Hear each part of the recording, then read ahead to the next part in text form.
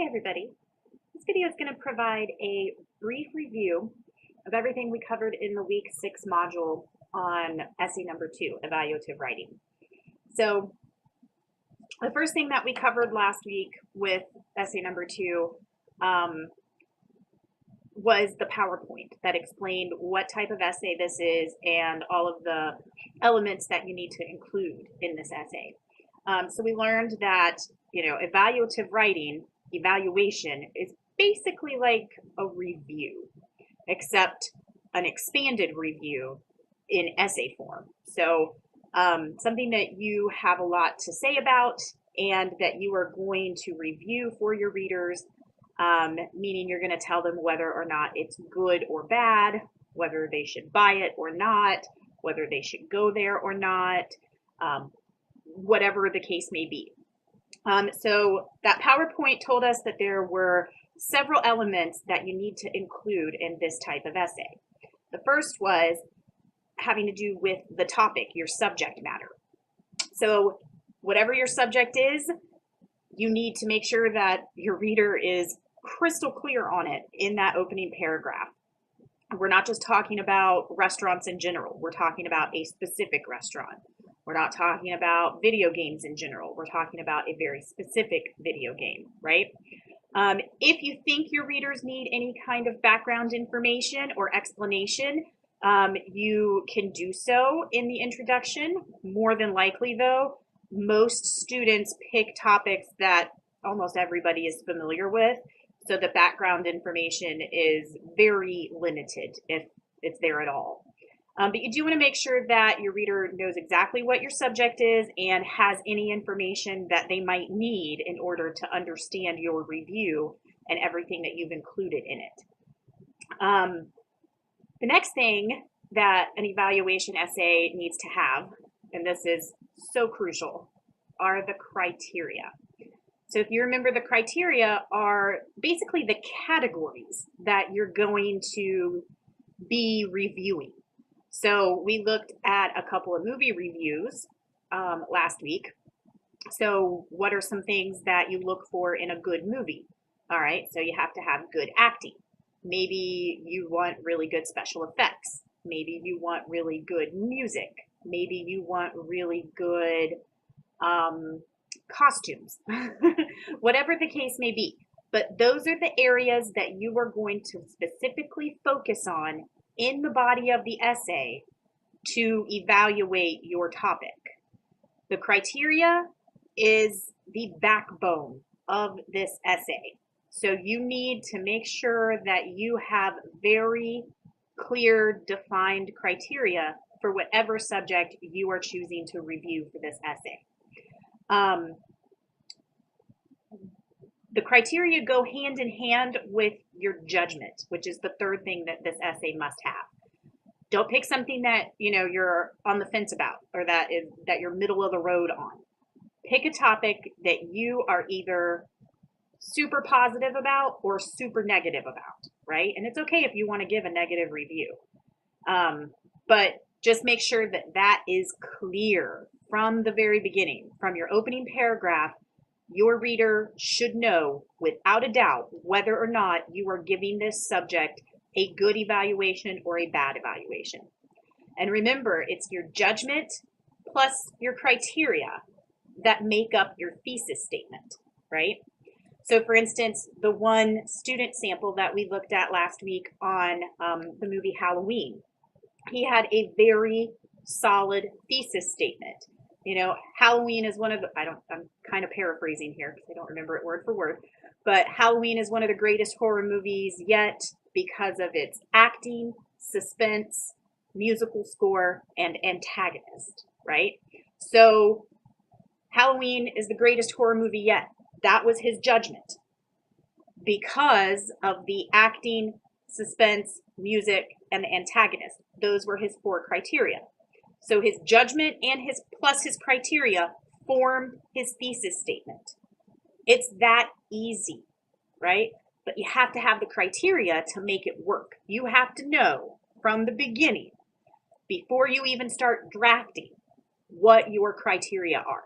And you need to word them in a way that is concise and efficient. You don't want really lengthy phrases for your criteria, because then that's going to make for a really long, wordy thesis statement, right?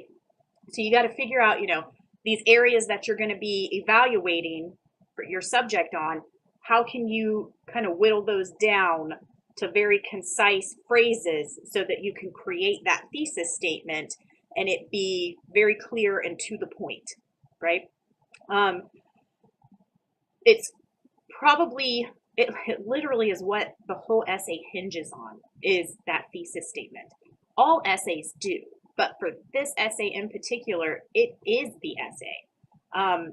That criteria is exactly what is going to be in the body of the essay, which leads to the next thing that this type of essay needs to have, which is evidence, right? Now, I'm not talking about research. You are not expected to go out and do research. In fact, I don't want you to. We have not covered how to properly do research in this class. So I don't want you to have to do research for an essay, but not know exactly the proper way to incorporate it into an essay. No, that's why you need to pick a topic that you are familiar enough with already, that you don't have to do research on.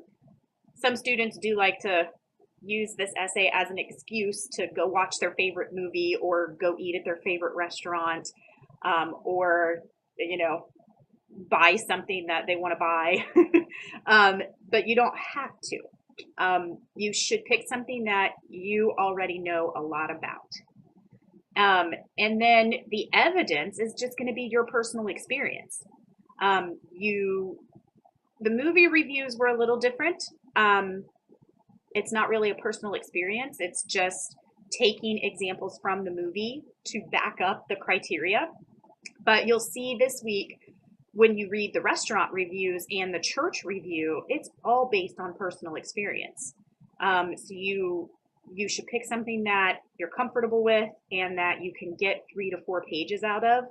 But every criteria should be backed up with supporting evidence to show why that's a good thing or a bad thing about your subject. The next thing that you need to think about with this essay is your tone, right? You're trying to convince people that your subject is good or bad, right? So you want to come off as a reasonably sane individual. And I say that because sometimes we have a tendency to, when we really like something, we just gush about it. And if you go over the top in that direction, people might not trust your judgment, right? Same thing with going the opposite direction. If you're giving something a negative review and your tone is too angry or too sarcastic, then your readers might not trust your judgment in that way either. So if you stay kind of even-toned, reasonable toned, unbiased, then the essay will be more successful. That doesn't mean that there aren't moments where you might be able to insert a little bit of sarcasm or humor or a little bit of gushing, but you definitely want those moments to be few throughout the essay, and most of the essay should have that very reasonable, unbiased tone to it. The last thing that the PowerPoint mentioned that is crucial for this type of essay is the organization. And luckily, if you have well-defined criteria in your introduction, then your organization is there for you. You just have to follow it. So if you look back at that one slide on the PowerPoint, it kind of shows you how the essay ends up being organized, and it all revolves around your thesis statement. So whatever those criteria are, that's what is going to be in the body of your essay. And whatever you listed first, that's what you're going to talk about first. Whatever you listed second, that's what you're going to talk about second. The order is totally up to you. Just make sure it matches up from the thesis statement to the body of the essay. Your conclusion, remember, I think that slide talked about, reminding us what the judgment is and what the criteria were, leaving us with some final thoughts, your expert opinion, perhaps. But that's this essay in a nutshell. It's not a difficult essay to write if you remember those elements. If you don't come back to those when you go to start drafting, you might find yourself feeling a little lost, or you might get feedback from me that says, you know, we need to really work on this, this, this, and this. And you're like, wait a minute, I thought this essay was supposed to be easy. It's only easy if you go back and remember all of those elements that are expected in this essay. And use the sample essays as a guide, just like we did for the narrative essay. Even more so for this one. So we looked at a few sample essays last week. We looked at the 2 movie reviews, the first one on Harry Potter, the second one on the movie Halloween, and we looked at a video game review. Remember, the first movie review on Harry Potter was a professional movie critic, Roger Ebert, so he didn't necessarily have a composition essay that we were reading. However, we went through it and we could figure out what his thesis statement would have been, what his criteria were.